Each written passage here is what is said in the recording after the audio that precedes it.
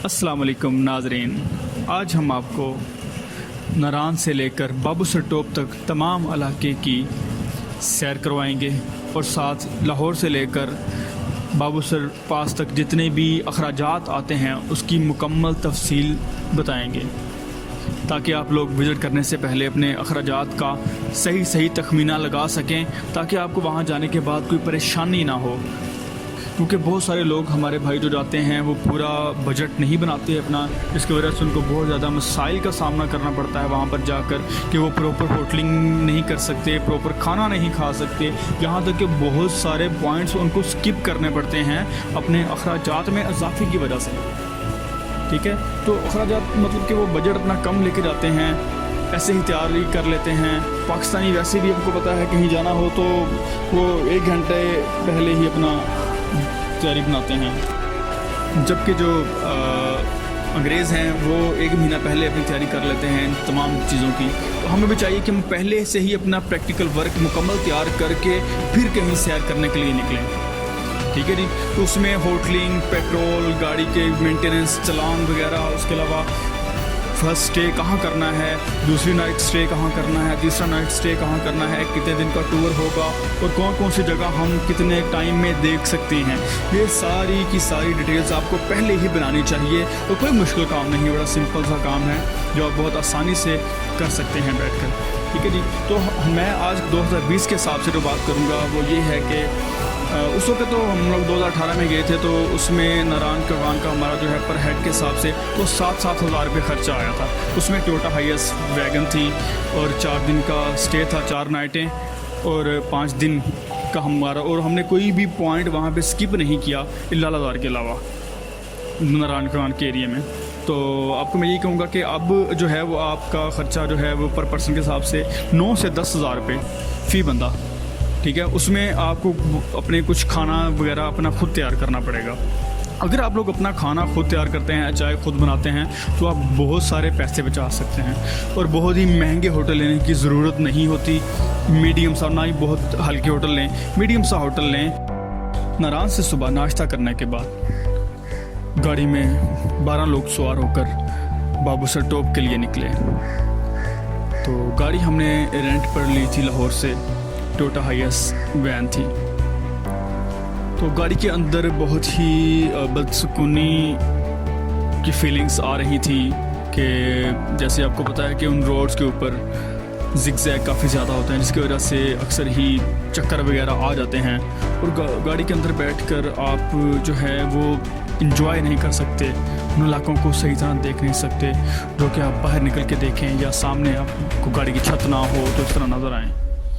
तो हमारा सफ़र शुरू हुआ नारान से। तो आगे जो है वो कुछ रास्ते क्रॉस करने के बाद बटाकुंडी जाकर हमारे ड्राइवर ने उस गाड़ी को रोक दिया। उसने कहा जी कि मेरी गाड़ी से आगे नहीं जा सकती। हालांकि हमने जो उसके साथ किराया डिसाइड किया था वो बाबूसर टॉप तक था। तो उसने कहा कि मेरी गाड़ी ख़राब हो जाएगी, ऊंचाई बहुत ज़्यादा है, चढ़ाइयाँ ज़्यादा हैं, तो मैं गाड़ी आगे नहीं लेके जा सकता। हमने उसको कहा कि फिर उसी किराए के अंदर आप हमें कोई गाड़ी यहाँ से अरेंज करवा कर दें। उसने फिर पहले एक जीप अरेंज करवाई, तो उस जीप में 12 बंदे नहीं बैठ सकते थे और उसके ऊपर छत थी। हमने उसको रिजेक्ट कर दिया। तो उसके बाद फिर एक पुरानी डाटसन वैगन जो होती है, डाला जिसे कहते हैं, वो हमें एक मिल गई रेंट पर। तो वो बहुत ही ज़बरदस्त मामला सेट हो गया कि हम लोग उसके ऊपर खड़े हो गए, बैठ भी सकते थे। खड़े होकर पूरे इलाकों का साफ व्यू नज़र आता है। आप लोग कोशिश करें जब भी आप लोग इन इलाकों में जाएं तो आप जीप वो कराएं जिसके ऊपर छत ना हो या छत उतारी जा सके। छत उतार कर जो मज़ा आता है सैर करने का, इलाकों को देखने का, वो अंदर बैठ कर नहीं आता। बटाकुंडी से राइट साइड पर एक रास्ता नज़र आता है, आपको चोटी नज़र आती है, उसके ऊपर है लालाजार। लालाजार पाकिस्तान के ब्यूटीफुल मिडोज़ में से एक मिडोज़ है।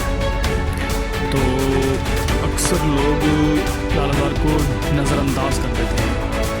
तो मैं ये कहूँगा कि जो भी जाए तो लालाजार लाजमी स्टे करें। बहुत ही खूबसूरत जगह है, उसके ऊपर 8-10 होटल बने हुए हैं, खाना भी मिल जाता है, कैंपिंग कर सकते हैं। और उसके साथ एक जंगल भी है बहुत खूबसूरत किस्म का, और बहुत ही अलग तरह के नज़ारे हैं वहाँ पे। तो लालाज़ार की सैर आप लोग लाजमी करें जब भी आप लोग नारायण खगान जाएँ। तो हस्ब मामूल ऐसे ही हमने भी लालाज़ार को स्किप कर दिया और आगे बाबूसर टॉप देखने के लिए निकल पड़े। तो उस रास्ते से हम चलते रहे तो आगे जलखड़ आता है। जलखड़ में आप प्याला झील देख सकते हैं, क्योंकि खूबसूरत तो नहीं है, छोटी सी झील है, प्याले नुमा प्याले की तरह बनी हुई है दरिया के अंदर ही। लेकिन जलखड़ से एक और पॉइंट है जहाँ बहुत कम लोग जाते हैं, उसे कहते हैं नूरी टॉप। नूरी टॉप के लिए आपको वहाँ से जीप मिल सकती है, कोई 8-10 हज़ार रुपये लेती है जीप, जो आपको एक दिन में पूरे नूरी टॉप की सैर करवा कर वापस लेके आती है। नूरी टॉप की ऊंचाई भी बाबूसर टॉप की तरह काफ़ी ज़्यादा है, लेकिन नूरी टॉप बहुत ही अलग तरह का एक पैनोरामिक व्यूज़ उसके बहुत ही अलग तरह के हैं। नूरी टॉप बहुत ही पुरअसरार जगह है जहाँ पे ऊंचाइयाँ बहुत ज़्यादा हैं, बहुत ज़्यादा हैं। और सबसे बड़ी बात नूरी टॉप की ये है कि ये कच्चा रोड जो है आगे कश्मीर निकल जाता है, सरगल से होता हुआ शारदा वैली में, नीलम वैली में आपको जाके निकालता है। तो इस जगह पे 4x4 के अलावा कभी भी सफ़र ना करें। 4x4 जीप ही जा सकती है, बाइक्स पे अक्सर लोग जाते हैं, लेकिन बहुत ही खतरा और जान को खतरा में डालने वाली बात है। वहाँ बहुत सारे ग्लेशियर्स पिघल रहे होते हैं जिनकी पानी की रफ्तार बहुत ज़्यादा तेज़ होती है, जहाँ से आप जब गुजरते हैं रोड पानी के अंदर से गुजरते हैं, वहाँ से बहुत ही खतरा होता है इंसान की गिरने का। इस तरह के 1-2 हादसे पहले हो चुके हैं वहाँ पे, काफ़ी लोगों ने बताया था। हम लोग खुद एक बार हमारे बाइक्स पर फंसे हैं, एक रात में वहाँ गुजारनी पड़ी थी, बहुत ही मुश्किल तरीन ज़िंदगी की रात थी। तो वहाँ से मैंने काफ़ी लोगों से जो कैमरे लगाते हैं, बकरियाँ चलाने वाले बकरियाँ चलाते हैं, उनके पास हमने रात गुजारी थी। तो उन्होंने बताया था कि यहाँ पे एक लड़के की बाइक जो है ना वो ग्लेशियर के अंदर चली गई थी, जैसे वो सुरंग बनी होती है।